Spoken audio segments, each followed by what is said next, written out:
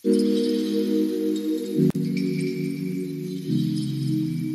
sa inyo, ako po'y mahilig magluto ng mga kakanin-kakanin kasi kahit nandito po ako sa abroad, hindi po ako nalulungkot masyado kasi ang mga gusto ko lang naman kumain ng ating mga native food sa Pilipinas. So, ngayon po, naisipan kong gumawa ng ano ba yun? Kalamay na ube. Ayan.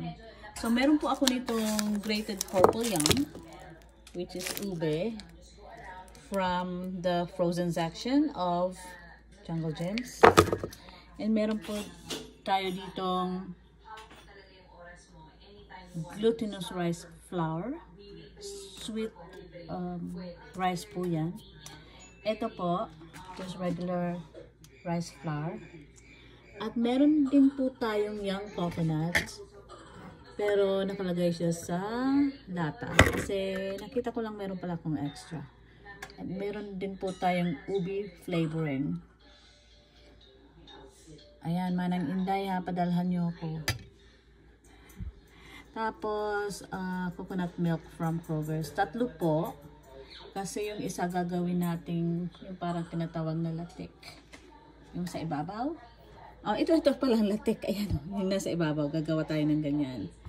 At ito pong ube makapuno condensed milk.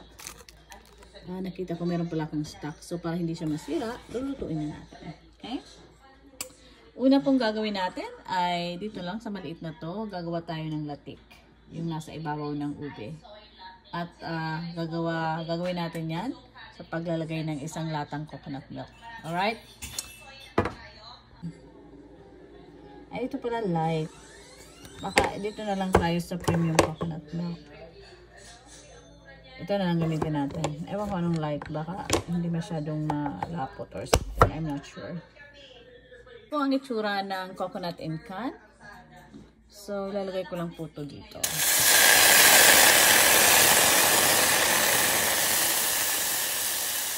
Sige, tulungan ko lang siyang lumabas.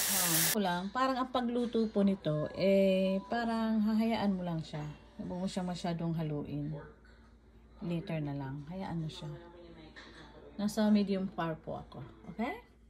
We'll see.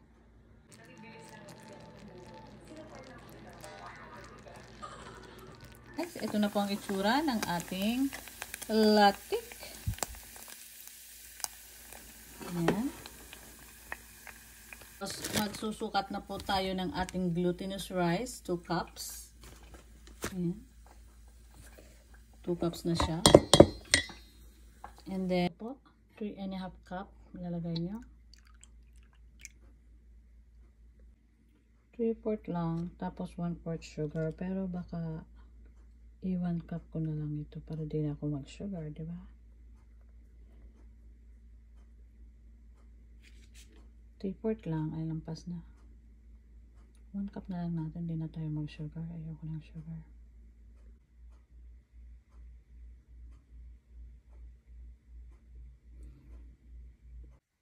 Mga kaibigan, ito na po ang ating hinalo na kalamay sa ube. At nasa low fire po tayo, number 4.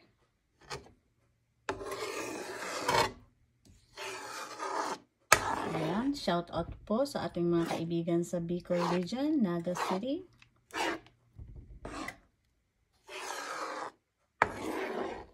Gusto ko lang magkunyari, gusto ko lang magluto at gusto ko pong i-share sa inyo itong ating kalamay sa ube.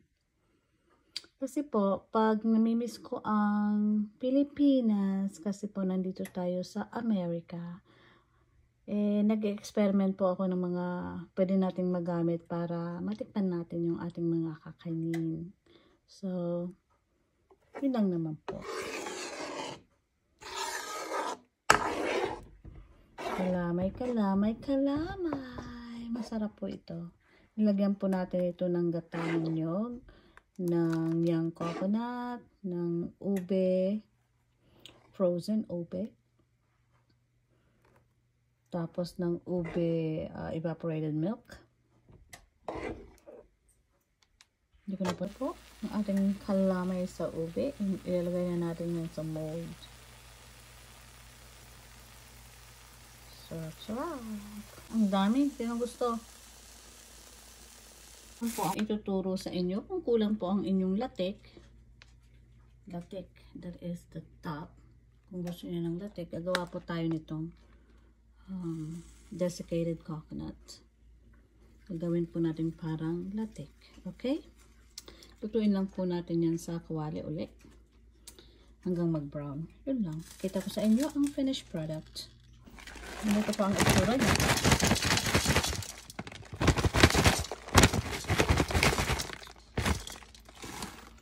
Yan. Pwede niyo rin po yung gawing pang toppings.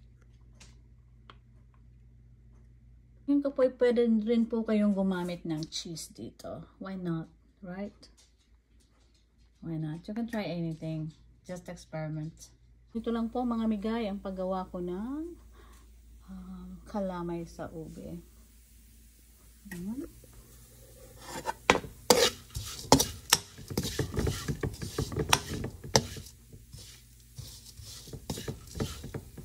Pero kung gusto nyo ng latik yan, may latik na siya. Gusto ko lang po ng additional toppings. Ibibigay ko po yan sa mga friends ko. Si Tepi po, ang ingay. Gusto na naman niyang lumabas ng bahay. Kaya itong anak-anakan ko po, patigas ang ulo niya. Hindi siya kikinig sa akin. Pero love na love ko siya.